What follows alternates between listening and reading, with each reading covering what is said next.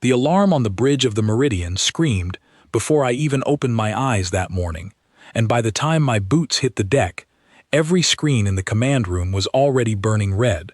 I am Commander Elena Voss, and I have spent 11 years learning that a quiet morning in deep space is never a promise, only a pause. That morning, the pause ended. A fleet had appeared at the edge of our sensor range, so large that our tracking systems needed almost a full minute to finish counting the ships. 40,000 vessels, arranged in perfect formation, stretching across the black like a wall built to block out the stars themselves. I had never seen anything like it. None of us had. Lieutenant Owen Blake, my tactical officer, stood frozen at his station, his hand hovering over the comm panel like it might burn him. "Commander," he said, his voice tight, "they're hailing us. All channels. Every ship in the sector is receiving this." "Put it through," I said, and I kept my voice steady, even though my heart was slamming against my ribs. The screen flickered, and an alien figure appeared, tall and pale, wrapped in ceremonial armor that gleamed even under the harsh light of his own ship. His eyes were narrow, his expression carved from something like pride and something like disgust. "I am Envoy Threxus Kale, of the Threxian Dominion," he said, his translated voice smooth and cold. "Speak now to the human species. Your kind has expanded beyond your assigned borders. You have ignored our warnings. You have interfered with trade routes belonging to civilizations older than your written history. The Dominion has ruled this galaxy for 1,000 years, unbroken, unchallenged. We do not ask for your surrender. We do not offer negotiation. This is a declaration. From this moment, the Threxian Dominion is at war with humanity." The bridge went silent. Not the silence of fear, not exactly. Something stranger. I felt it settle over the room like a held breath. Behind me, I heard General Marcus Doyle enter the command room, flanked by two more officers, Captain Nadia Kessler and Colonel Priya Anand. They had been pulled from their own stations the moment the alert went out, and they arrived just in time to hear the final words of the declaration. I turned to look at them, expecting to see the same fear I felt twisting in my own stomach. Instead, General Doyle's mouth twitched. At first, I thought I had imagined it. Then his shoulders began to shake. A short breath left him, sharp and involuntary, and before I could process what was happening, he was laughing. Not a nervous laugh, not the kind of laugh people use to cover fear. A real one, deep and genuine, the kind that comes from somewhere honest. "Sir," I said quietly, "the channel is still open." He didn't stop. If anything, he laughed harder, and beside him, Colonel Anand pressed a hand over her mouth, but I could see the corners of her eyes crinkling, could see she was fighting the exact same reaction. On the screen, Envoy Threxus Kale's expression shifted from pride to confusion. His narrow eyes widened slightly, and for the first time since the transmission began, he looked less like a conqueror and more like a person who had walked into a room and found it wasn't the room he expected. "You find this amusing?" he asked, and there was an edge to his voice now, something brittle underneath the cold. I should have answered immediately. I should have said something formal, something that respected the weight of the moment. But Captain Kessler beat me to it, still smiling as she stepped closer to the camera. "Envoy," she said, "I don't think you understand what you just did." "I have declared war on your species," he snapped.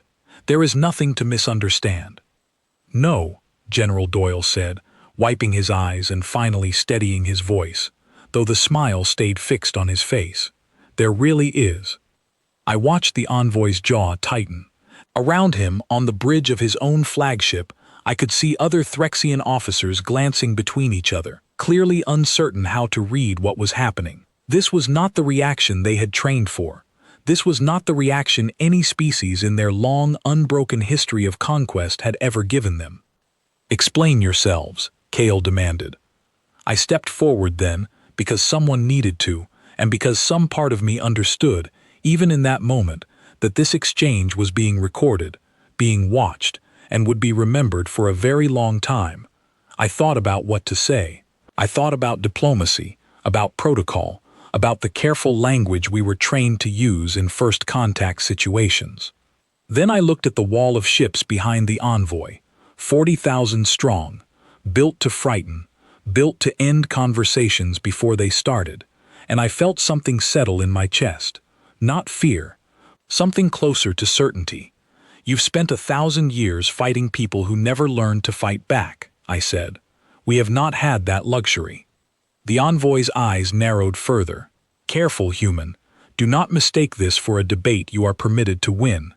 "I'm not debating," I said. "I'm warning you, the same way you warned us." For a moment, nobody on either side spoke. The distance between our ships felt smaller than it should have, the silence heavier. I could hear my own pulse in my ears, could feel the weight of every officer behind me, watching, waiting to see how this would end. Then General Doyle placed a hand on my shoulder, gently, and stepped forward to close the transmission himself.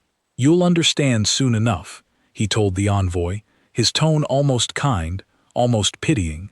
"I truly wish you didn't have to learn it this way, but you do." The screen went dark before Kale could respond, and the bridge fell into a silence that felt entirely different from the one before.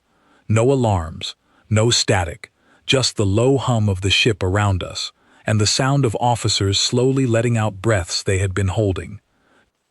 I turned to General Doyle, my voice lower now, meant only for him. "Sir, with respect, we just declared informal war back at an empire with 40,000 ships. Was laughing at them really the wisest opening move?" He looked at me, and for the first time, I saw something behind his eyes that wasn't amusement at all. It was tired, it was old, it was the look of a man who had seen things he didn't talk about at dinner tables, things buried deep in classified files most of the fleet never saw. "Elena," he said quietly, "you weren't laughing at them because we're not afraid. You were laughing because none of us have told you the full truth about what humanity has survived to get here. It's time you knew." Behind him, the bridge crew had gone quiet, waiting, and even Lieutenant Blake had turned from his station to listen. Colonel Anand crossed her arms and leaned against the console, her earlier smile fading into something more serious. "They think this is the beginning of a war," General Doyle said, looking past me, out through the viewport at the distant wall of enemy ships. "They have no idea. For us, this isn't the beginning of anything." I felt a chill move through me that had nothing to do with fear of the Dominion fleet outside our hull. "Sir," I said carefully, "what exactly are you saying?" He turned back to face the room, and when he spoke again, his voice carried to every station, every officer holding their breath to hear him. "I'm saying that empire out there just declared war on the wrong species," he said. "And it's about to find out exactly why we were laughing." Nobody moved. Nobody spoke. The only sound was the quiet hum of the Meridian's engines, steady and unbothered, as if the ship itself already knew something the Dominion did not. I looked out at the wall of enemy ships one more time, 40,000 strong, gleaming and confident, utterly certain of their own inevitable victory, and for the first time since the alarms had woken me that morning, I found myself almost smiling too. General Doyle didn't waste time explaining himself in comfortable words. He turned to the main display and pulled up a file that most of the bridge crew, myself included, had never been cleared to see. The header alone made my stomach tighten. It was marked with a classification level I didn't even know existed. 40 years ago, he began, humanity was not the peaceful trading partner the Dominion believes it to be. We were fighting for our lives, and almost nobody outside a handful of command staff ever knew how close we came to losing everything. The screen filled with old footage, grainy and damaged, showing burning colony domes and shattered ships tumbling through debris fields. I recognized none of the uniforms. I recognized none of the ship designs. This was not a war I had ever read about in any history file. "The Krill Ascendancy," Doyle said. "A species far more brutal than the Dominion could ever imagine being. They found us early, back when our colonies were still fragile, still spread thin across a handful of systems. They didn't send envoys. They didn't send declarations. They simply arrived and began taking what they wanted. Captain Kessler stepped closer to the screen, her arms folded, her expression hard. "I was 8 years old when the krill hit Meridian Colony," she said quietly. "That's who this ship is named after. Not a person, a place we lost and swore we'd never lose again." I felt the weight of that settle over me, and I understood, suddenly, why the ship's name had always felt heavier than the others in the fleet. "For 12 years, Doyle continued, we fought a war that never made it into any public record. No press coverage, no parades, just soldiers, engineers, and civilians who refused to stop building weapons in basements and shipyards hidden inside asteroid fields. We lost cities. We lost entire star systems. But we learned. We learned faster than any enemy the krill had ever faced, because we had no ancient empire to fall back on, no 1,000 years of comfortable dominance. We had nothing but the will to survive, and the willingness to try things no polite civilization would ever consider." Colonel Anand picked up the thread, her voice steady despite the memories clearly moving behind her eyes. "We turned civilian freighters into makeshift warships. We built weapons out of scrap and desperation. We used tactics that no honorable ancient empire would ever expect, because we didn't have the luxury of honor.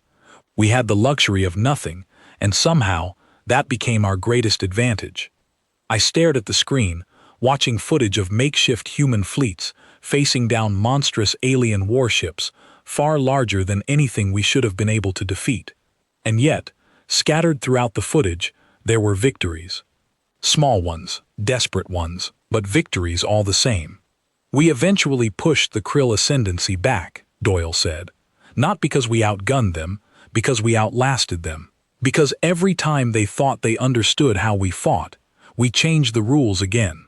And by the time it was over, the war had shaped an entire generation of engineers, tacticians, and soldiers who had never known peace long enough to forget what desperation teaches you. And the Dominion doesn't know any of this," I said slowly, understanding beginning to form in my mind, like a puzzle finally clicking into place. "No," Doyle said. "To them, humanity is a young species that appeared on their trade maps a few decades ago, expanding quietly, never provoking conflict, never showing aggression. They see a civilization that looks peaceful because we chose to look peaceful. They have no idea that peace, for us, was simply what happens after you've already fought the worst war of your life and decided you never want to fight one that big again." Lieutenant Blake, still at his station, spoke up cautiously. "Sir, if we fought something worse than the Dominion and survived, why didn't we ever use that history diplomatically? Why hide it?" Doyle's expression darkened slightly. "Because the moment other civilizations learned what we survived, they'd either fear us or try to use us as a shield against their own enemies. We chose quiet strength instead. We let people underestimate us. It kept us out of wars we didn't need to fight. Until today," Kessler added. "Until today," Doyle agreed. I turned back toward the viewport, staring out at the distant wall of Dominion ships, and something inside me shifted. The fear was still there, quiet and reasonable, because 40,000 ships were still 40,000 ships, and no amount of history erased the danger sitting outside our hull. But underneath that fear was something else now, something steadier. "They think they're fighting a trade dispute," I said. "They are fighting the aftermath of a war they don't even know existed," Doyle replied. "Everything we built after the krill conflict, every ship design, every weapon system, every tactic drilled into every soldier in this fleet, exists because of lessons written in the wreckage of colonies the galaxy never heard about. The Dominion is about to test themselves against decades of hard, brutal experience, and they think they're facing children." I thought of the envoy's voice, cold and certain, declaring war as though it were an inevitability, a formality, a foregone conclusion written 1,000 years in advance. I thought of his confusion when we laughed, the way his confidence had cracked for just a moment before he covered it again. "They're going to send a probing fleet," I said, thinking it through aloud. "Something small, to test our defenses before committing the main force. That's Dominion doctrine, isn't it? Overwhelming shows of strength, softened first by controlled demonstrations. Doyle nodded slowly, a faint smile returning to his face, though this one felt sharper than before. That's exactly what they'll do, and when they do, I don't want a defensive posture. I want to give them something they'll remember, something that reaches every corner of this galaxy before their main fleet even arrives. A message, Kessler said. A message, Doyle agreed, written the only way an empire like the Dominion will actually understand. I felt my pulse quicken, not with fear this time, but with something closer to purpose. Around the bridge, I watched the mood shift with me, officers straightening at their stations, old nervousness replaced by something firmer, something forged in stories most of them were only now hearing for the first time. Elena, Doyle said, turning to me directly, I want you to lead the response when it comes. Not with the main fleet, with something smaller, something they won't expect.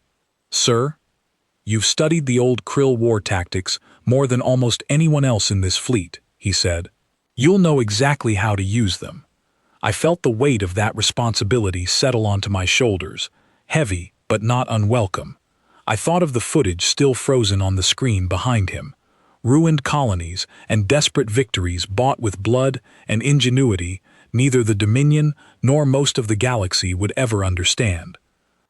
They declared war on a species they think they know, I said quietly. And they're about to meet the one we actually are, Doyle finished. Outside the viewport, the Dominion fleet remained motionless, patient, utterly certain of their own inevitable victory. They had no way of knowing that somewhere within that quiet, waiting silence, humanity was already preparing to answer their declaration in a language written in scars they couldn't see. I turned away from the window, toward my crew, and for the first time since the alarms had first pulled me from sleep that morning, I felt something solid settle into place inside my chest. Not comfort, not certainty of victory, just the quiet, steady resolve of someone who finally understood exactly what kind of fight they were walking into. The Dominion thought they had thrown the first stone into calm water. They had no idea the water had already been through a storm far worse than anything they were about to bring. 3 days passed before the Dominion made their next move, and in those 3 days, I did not sleep more than a handful of hours at a time.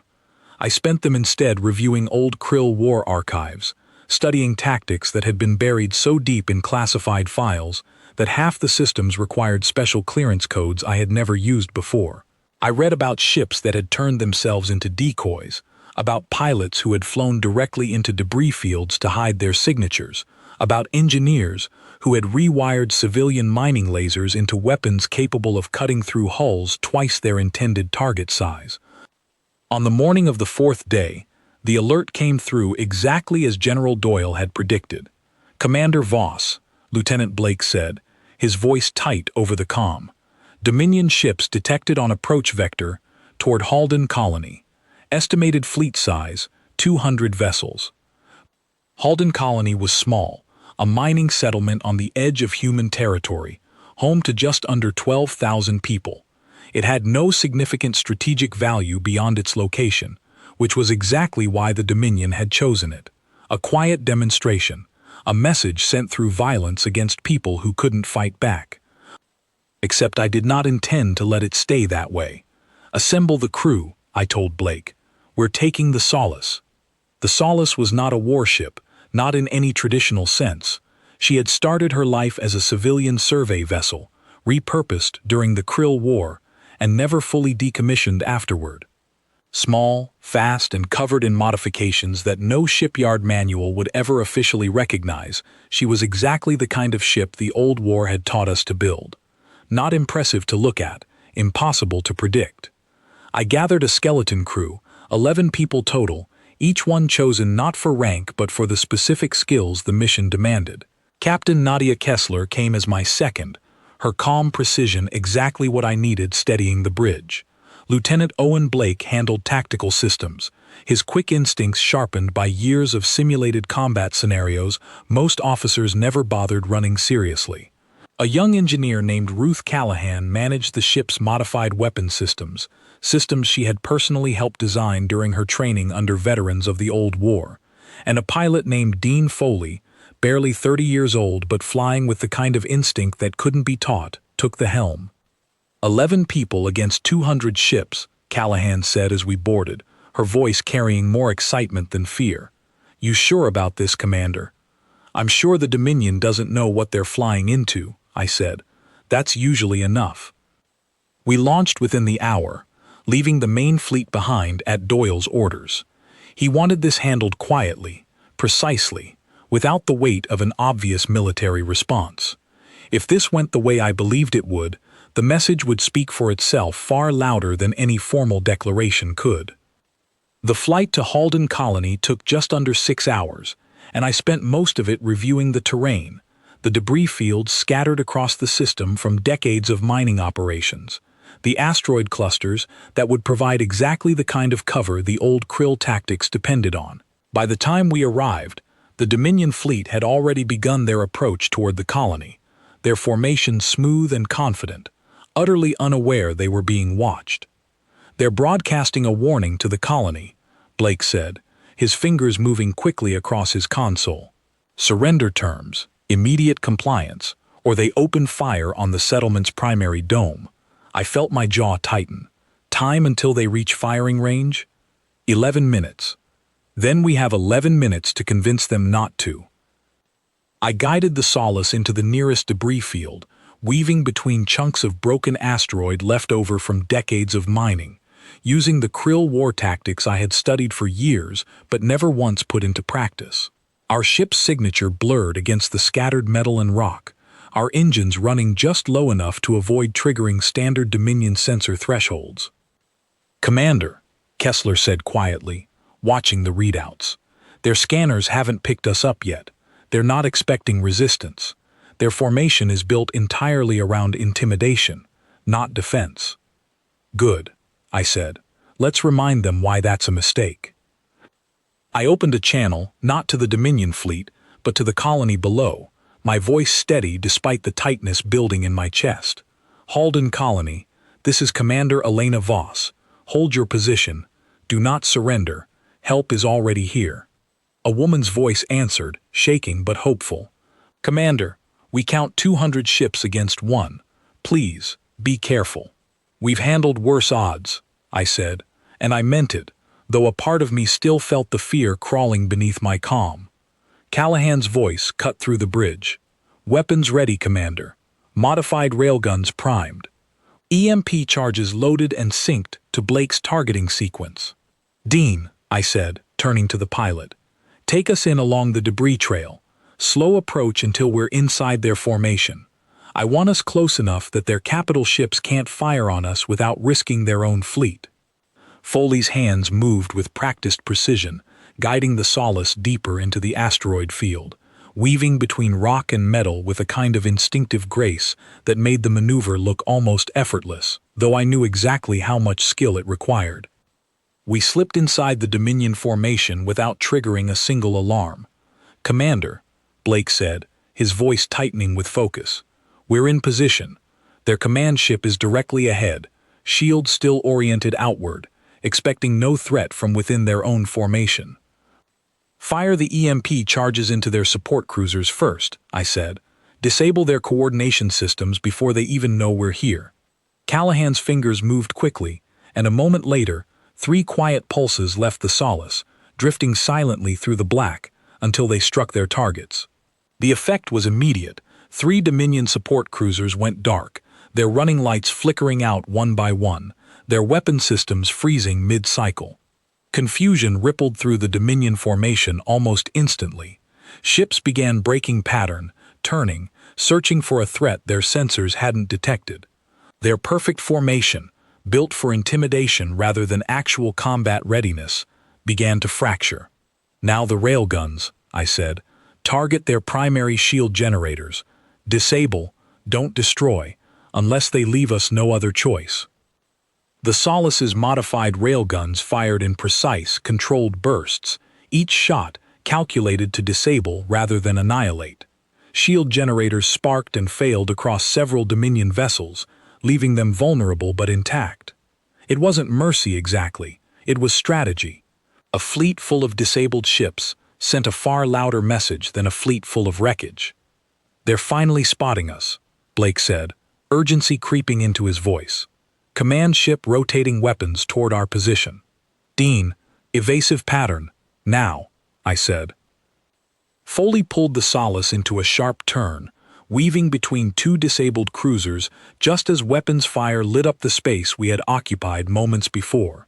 The ship shuddered from the near miss, alarms flashing briefly across the console before settling. "Commander," Kessler said, her voice sharp, "if we stay inside their formation much longer, they'll coordinate enough ships to box us in." "Then let's make sure they don't get the chance," I said. "Ruth, prep the disruption charge." Callahan's eyes widened slightly. "The full charge. Commander, that'll knock out communication and coordination systems across their entire local formation, not just a handful of ships." "That's the point," I said.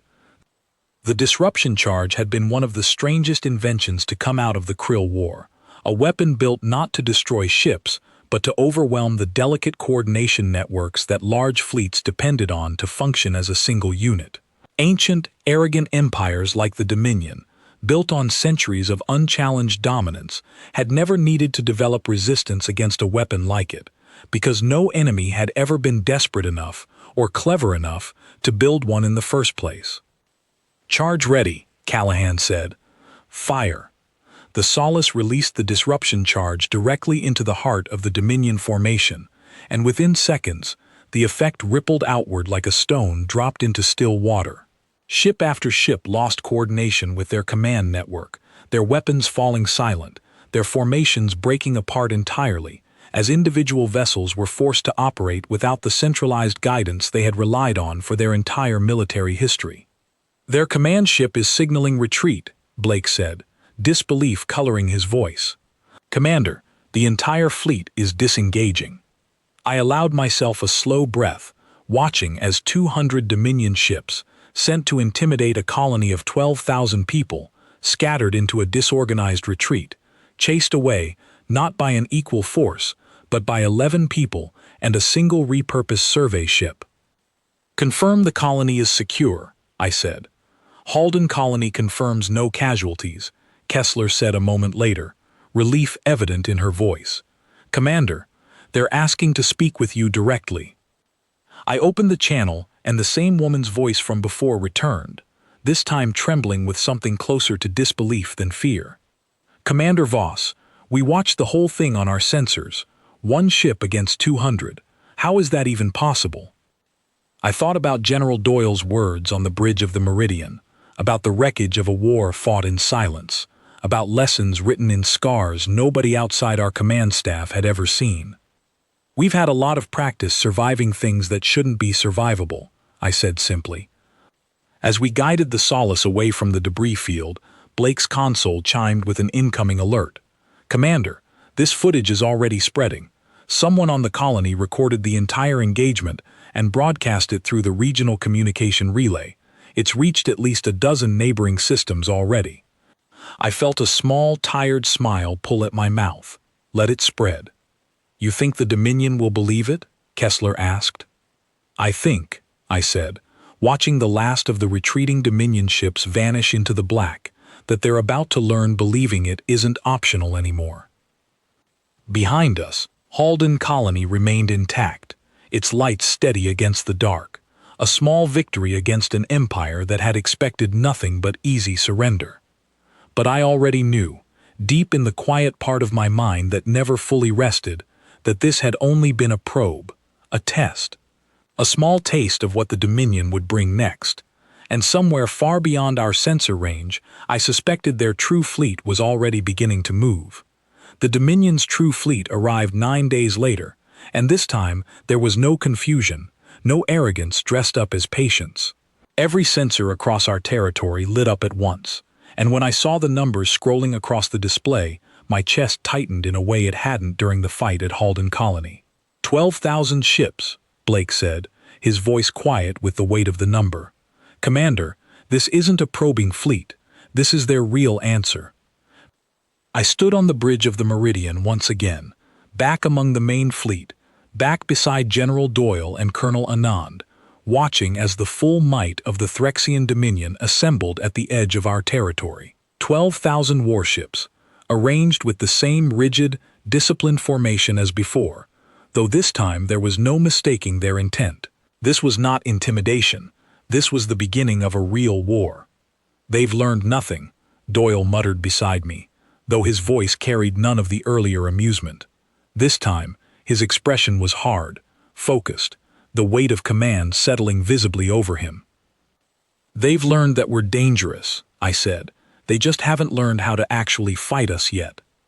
Our own fleet numbered far fewer, barely 3,000 ships gathered from every colony and outpost humanity had managed to arm in the short time since the Declaration. It should have felt hopeless, staring down 4 times our number, but I thought of Halden Colony, of 11 people turning back 200 ships, and I forced the fear in my chest into something steadier. "All ships, prepare for engagement," Doyle's voice carried across the fleet-wide channel, steady and clear, despite the impossible odds displayed on every screen. "Remember your training, remember why it exists." I took my place aboard the Solace once again, though this time flying alongside the full fleet rather than alone. Kessler stood at my side, Blake at tactical, Callahan managing weapons, and Foley at the helm, the same crew that had faced down 200 ships, now preparing to face thousands. The Dominion fleet advanced with mechanical precision, their formations tightening as they crossed into engagement range, weapons charging in perfect, synchronized rhythm. It was beautiful, in a cold, distant way, the kind of beauty built entirely on discipline rather than creativity. "They're going to try to overwhelm us with numbers and precision," I said, over the fleet channel, "so we don't give them a battlefield where precision matters." Doyle's voice returned, calm and steady. "Fleet, initiate scatter formation. Force them to break their lines to follow us."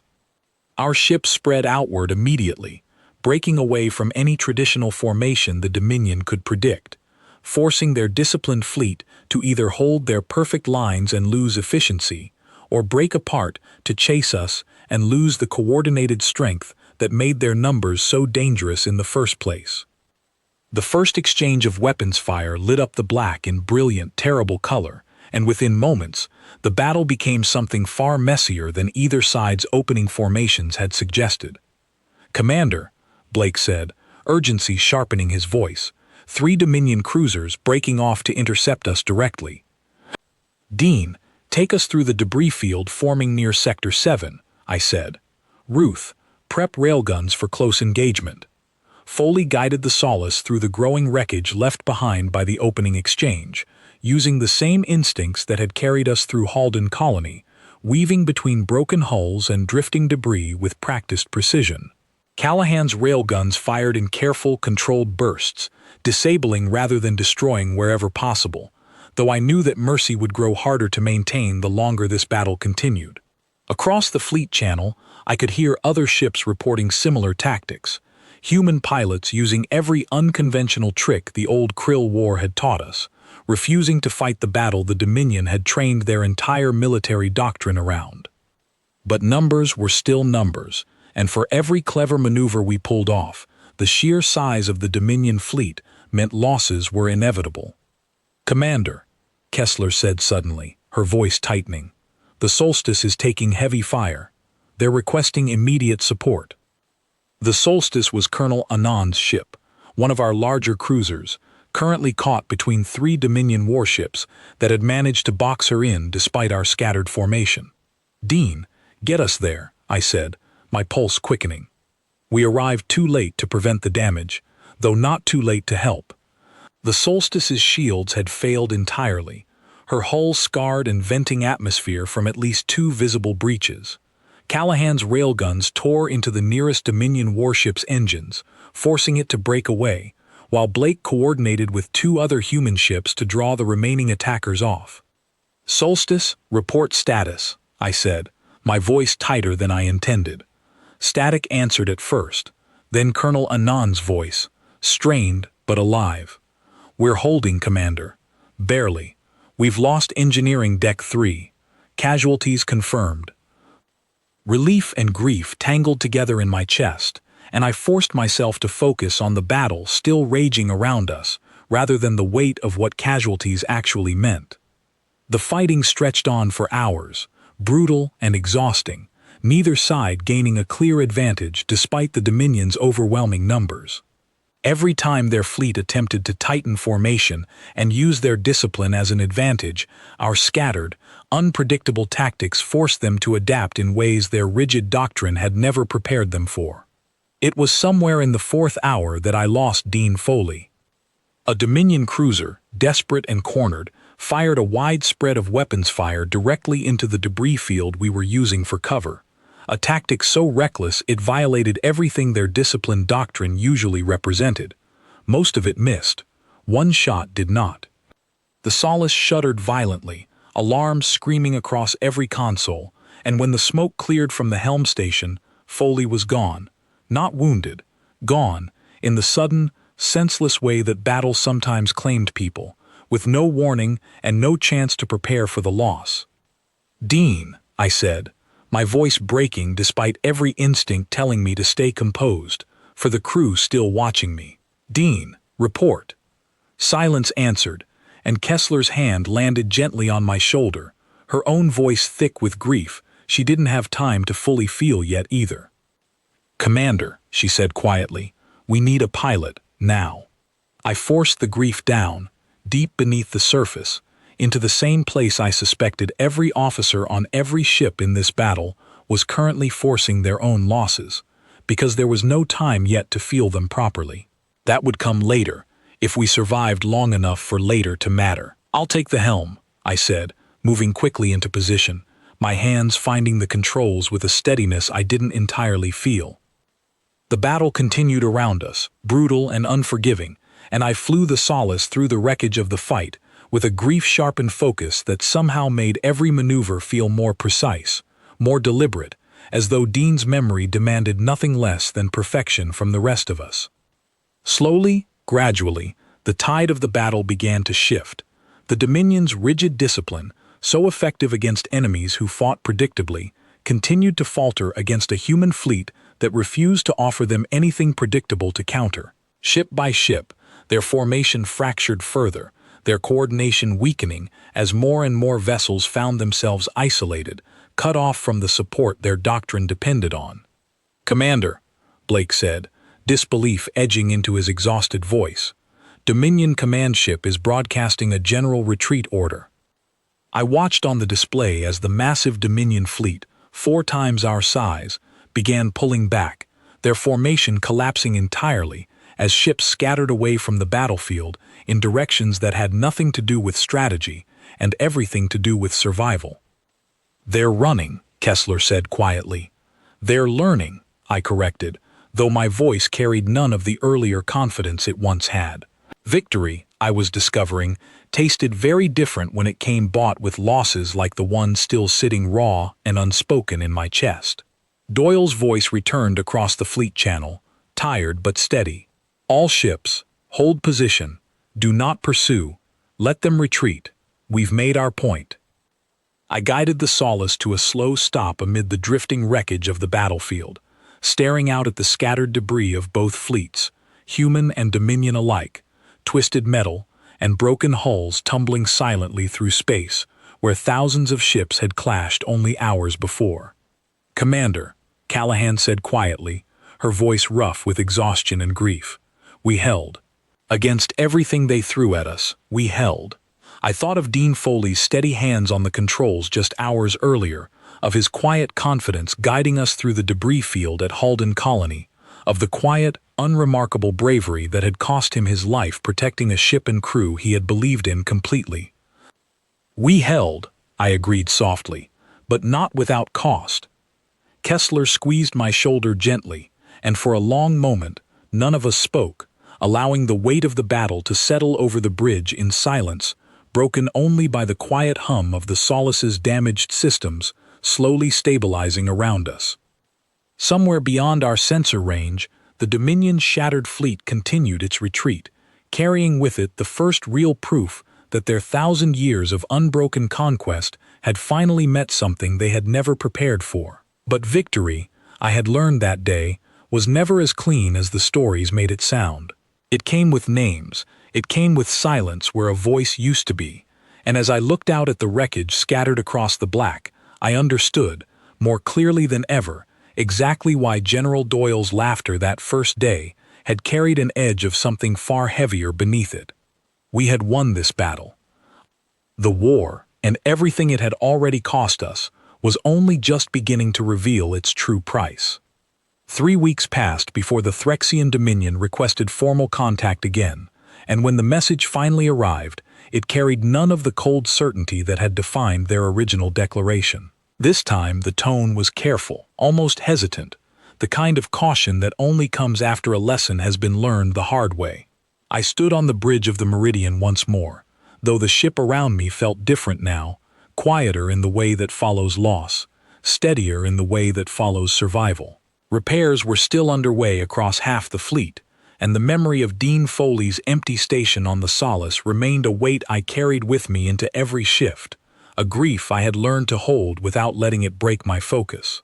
General Doyle stood beside me, along with Colonel Anand, her arms still in a temporary brace from injuries sustained during the battle, and Captain Kessler, whose usual calm had returned, though something in her eyes remained sharper than before, more aware of exactly what this war could cost if it continued.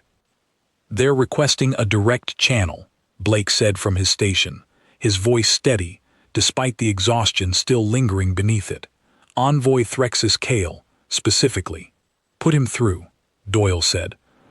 The screen flickered to life, and the same alien envoy from weeks earlier appeared once more, though the proud, cold certainty that had defined him during the original declaration was gone, replaced by something more careful, more measured. "Commander Voss," Kale said, addressing me directly this time rather than General Doyle, "I have been ordered to request terms." I felt the weight of that moment settle over the bridge, the quiet significance of an empire that had ruled unchallenged for 1,000 years, now asking a species they had once dismissed as insignificant for terms of peace. "Terms," I repeated carefully. "Not surrender?" "The Dominion does not surrender," Kale said, though the words carried less conviction than they once had. "But we recognize a costly conflict when we see one. Our analysts have reviewed the battle. They cannot explain how a fleet 1/4 our size held against us so effectively." I glanced at General Doyle, who gave a small silent nod, granting me the space to answer. "You built your empire fighting species who never had to learn how to survive against something worse than you," I said. "We didn't have that luxury. Long before you found us, we fought a war of our own, against an enemy far more ruthless than the Dominion has ever needed to be. We survived it. Everything we used against your fleet came from lessons written in that war, lessons your empire never had reason to learn." Kale's expression shifted, something between disbelief and reluctant respect crossing his sharp features. "You are saying humanity has already fought and survived a conflict worse than this one. I'm saying you declared war on a species that has already been tested in ways your empire never has," I said. "You saw us as young, unproven. The truth is, we've simply been quiet about exactly how much we've already survived." The bridge remained silent as Kale absorbed this, his gaze shifting briefly to something off-screen, likely other members of Dominion Command listening to this exchange from somewhere unseen. "What terms does humanity propose?" he finally asked. I thought carefully before answering, aware that whatever I said next would shape the next chapter of humanity's place among the stars. "Full cessation of hostilities," I said. "Recognition of our current territory as sovereign, non-negotiable. In exchange, we won't pursue further conflict, and we're willing to open limited trade discussions, on equal terms, not the terms your original declaration demanded." "And if the Dominion refuses these terms?" Kale asked, though his voice carried more caution than challenge. "Then you're welcome to send another fleet," I said, keeping my tone steady, neither cruel nor overly kind. "But I'd think carefully about whether your empire is prepared to learn the rest of the lessons we haven't had to teach you yet." A long silence followed, and I watched Kale's expression carefully, searching for any sign of the pride that had defined him during our first exchange. Instead, I found something quieter, something closer to genuine reconsideration. "The Dominion will review your terms," he said finally. "I will relay this exchange to the Council directly." "I'd expect nothing less," I said. The transmission ended, and the bridge remained quiet for a long moment before Colonel Anand finally broke the silence. "Do you think they'll accept?" "I think," Doyle said slowly, "that empires built on 1,000 years of unchallenged conquest don't know how to process losing gracefully. But I also think fear is a powerful teacher, and the Dominion just learned a very expensive lesson about assuming humanity's quiet nature meant weakness." I turned away from the viewport, thinking of Halden Colony, of the 12,000 people who had survived only because 11 of us had refused to let history repeat itself. I thought of Dean Foley's steady hands on the Solace's controls, of Colonel Anand's ship barely holding together against overwhelming numbers, of every quiet sacrifice that had built the fragile, hard-won strength we carried into this war. "They'll accept," I said finally, "not because they respect us, because they're afraid of what else we might be hiding." Doyle allowed himself a small, tired smile. "And are we hiding anything else?" I hesitated before answering, my mind drifting back to old classified files, half-buried references to Krill Ascendancy territory that had never been fully explored after the war ended, rumors of expansion the old enemy might have continued elsewhere in the galaxy, far beyond human borders, entirely unnoticed by empires like the Dominion, who had spent 1,000 years looking inward rather than outward. "Sir," I said carefully, "the Krill Ascendancy didn't just fight us. They fought a war across dozens of systems long before they ever found humanity. If they're still expanding somewhere beyond Dominion territory, beyond anyone's territory, the galaxy might be facing a threat far larger than anything either of us have prepared for." Doyle's expression sobered, the weight of that possibility settling visibly over him. "You think this war with the Dominion was only the beginning of something bigger?" "I think," I said slowly, "that humanity spent 40 years surviving a war nobody else in this galaxy even knew was happening. And I think whatever's left of that old enemy hasn't simply disappeared just because we stopped hearing from them." From Lonam. The bridge fell silent again, the weight of that possibility settling over everyone present. Outside the viewport, the wreckage of the recent battle still drifted quietly through the black, a reminder of exactly how much survival had already cost us, and a warning of exactly how much more might still be waiting. 3 days later, the Dominion formally accepted our terms, and for the first time since the declaration of war had first pulled me from sleep, the fleet stood down from full alert. It wasn't celebration exactly, not with Dean Foley's absence still fresh in every corridor of the Solace, not with the wreckage still being cleared from half a dozen systems along our border. But it was peace, hard-won and carefully guarded, the kind that only comes after both sides fully understand exactly what continued conflict would cost. I stood alone on the observation deck that evening, watching the stars stretch endlessly beyond the viewport, thinking of everything humanity had survived to reach this moment. The Krill War, the quiet decades of rebuilding, the sudden, arrogant declaration of an empire that believed itself untouchable. And now, somewhere beyond the edges of everything we understood about this galaxy, the possibility of an old enemy still moving unseen through territories no one else had thought to watch. Doyle joined me quietly, standing beside me without speaking for a long moment. "You were right to laugh, that first day," I said eventually, even if I didn't understand why at the time. "I wasn't laughing because I thought we'd win easily," he said. "I was laughing because I knew exactly how much this would cost, and I knew we'd pay it anyway, because that's what we've always done." I thought of Dean Foley, of Colonel Anand's injuries, of every quiet sacrifice scattered across this brief, brutal war, and I understood, finally, the full weight behind that laughter from weeks earlier. "What happens now?" I asked. Doyle looked out at the stars, his expression thoughtful, distant. "Now, we watch our new borders, we rebuild what we lost, and quietly, carefully, we start looking for whatever's left of the Krill Ascendancy before it finds us again first." I nodded slowly, feeling the weight of that responsibility settle over me, heavy but familiar, the same quiet resolve that had carried humanity through every impossible fight in our short, difficult history among the stars. The Dominion had declared war on a species they believed they understood. They learned, in the end, that humanity's greatest strength was never our numbers, or our weapons, or even our tactics. It was the quiet, unbreakable will to survive whatever the galaxy decided to throw at us next, and the certainty, hard-won through decades of hidden struggle, that no matter how dark the odds appeared, we had already survived worse. Somewhere out among the stars, an old enemy still waited, patient and unseen. But for the first time in a long time, I found myself unafraid to face whatever came next, because I finally understood exactly why the human commanders had started laughing.